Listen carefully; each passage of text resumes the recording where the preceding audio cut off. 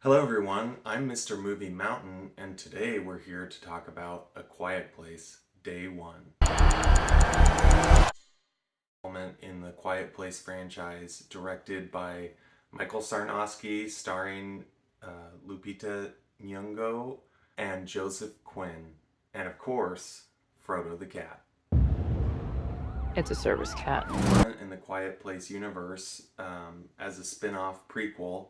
And so instead of following the Abbott family as the first two movies do, this time we follow our characters Samira, Eric, and Frodo the cat as they navigate as the title suggests, first days that the aliens land on Earth. And in this particular instance, in Manhattan.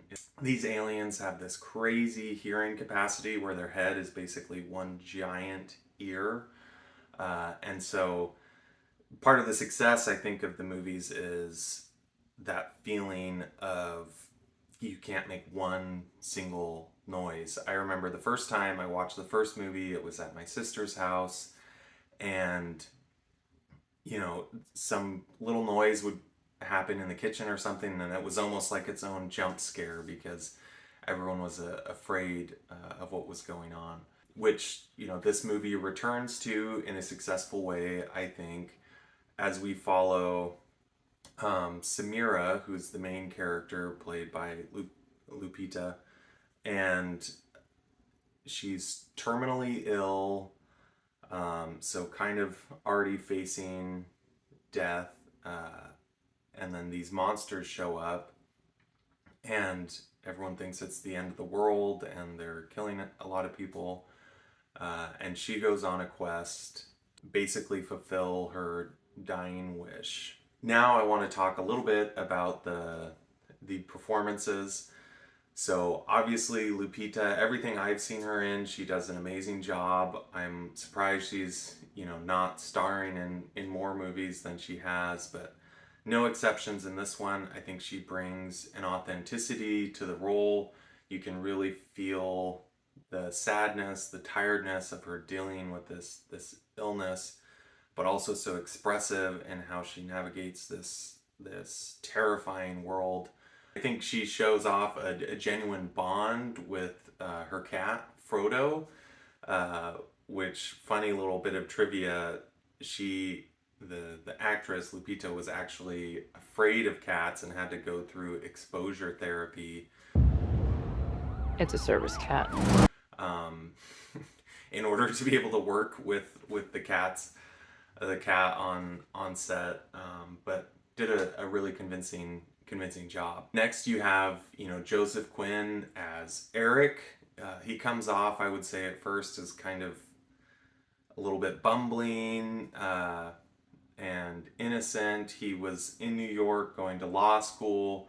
He's from England when all of this happened, and they kind of become a unlikely found family, I guess, throughout the movie. Really good performance, genuine. You feel for him. You get to connect with him. There are a couple, other characters in the movie, but really, those are the two main ones, along with Frodo the cat, throughout the movie. Something that I hope to do with each of the videos that I make is to have a document attached that has some pre-watch questions, so questions to kind of think about going into the movie, and then some questions for discussion afterwards, so that you can talk with your friends and see what you liked and pull out themes from the movie, which is something I really enjoy about movies, is when I get the chance to analyze and discuss with other people. And then I'll have some random trivia at the end. So you can find that document linked in the description. If you haven't watched the movie yet, then I would suggest going there and reading some of the pre-questions, and then going and watching the movie, and then maybe revisiting later. I would give this movie 3.5 out of 5 on the Mountain Meter. Now we're going to get into the spoiler portion of the movie. Although I liked this movie, there were a few questions, I would say, I had as I watched it. So for much of the movie, they're walking through this rubble-filled city, and so feeling a little bit like if the monsters are so sensitive to noise, they're gonna step on stuff. They're gonna, there's gonna be broken glass around. There's gonna be noises all over the place if you're walking through, a destroyed version of Manhattan. Another thing was, Frodo the cat was somehow able to keep quiet and not alert the monsters, which I don't think, a cat would realistically be able to do. But other than, some of those minor qualms, I think it was a really great movie. Uh, there was a sequence that maybe is a hint at further lore building within the universe. I do think they're going to make additional movies. I'm pretty sure John Krasinski, who worked on writing this film and obviously wrote and directed the first two films, has said that there will be additional movies. But there's this scene where Eric is looking for Frodo the cat in this like abandoned building, and you don't really get a good picture of it, but the aliens are moving around and like eating this weird purple glowing substance. So I really didn't have any idea what was going on in that scene other than maybe it hinting at, future lore building within the Quiet Place universe. These monsters, we don't really know why they're killing everything. They almost seem like overzealous librarians, where they just need to shut out every single noise, but it's not like they're killing the humans and then eating them or something like that. They just seem to be taking them out. So we'll see what this has to do with later movies. What I think was the central theme of the movie was just really this examination of life and death and what it means to be alive and being at peace with dying. Right from the beginning, the first scene of the movie, we see Samira in a hospice center where she's with all these other terminally ill patients. She did some sort of poetry, I think, before getting the illness, and this director is having them, all write poetry and express it, and she's reading her poetry and is just like, this place is awful. I hate this place. Everything is bad.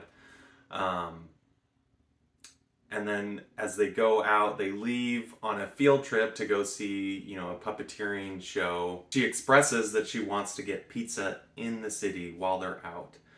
And that is something so important to her. And she keeps bringing it up over and over again. Then, obviously the monsters land and everything's thrown off and they're just trying to survive. But she wants to go get this pizza. And it's later revealed in the movie that the reason she wanted to do that is, and it's a specific pizza place, her dad used to take her to this jazz club in Harlem, and he would play music sometimes and they'd listen to musicians, and then afterwards they would always get pizza across the street at this pizza place. She kind of wanted to do that almost as a final thing because she knew she was dying. She didn't have access to medicine anymore.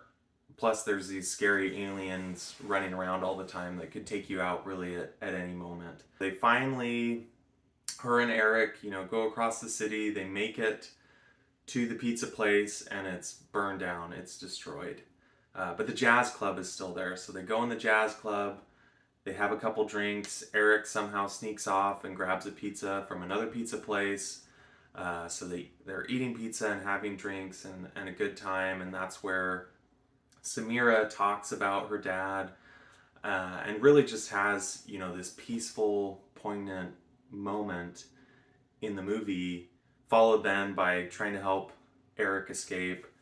And the closing shot of the movie is, which, I could kind of take it or leave it. I didn't love the closing shot of the movie, but she's walking through the street listening to a song in her iHome or something, and she unplugs it and the music starts playing out loud, and you can see, a monster drop down, like he's gonna take her out. And while I didn't love the last shot, I think, you know, maybe looking a little bit deeper, the feeling that she was at peace, she had kind of done the thing that she wanted to do of reconnecting to her childhood, reconnecting to her dad, and maybe not wanting to just, you know, experience this pain that goes along with the terminal illness and die alone, or, you know, be taken out by a monster at any second. She wanted to go out on her own terms. I can respect that. So this has been a review of A Quiet Place Day 1.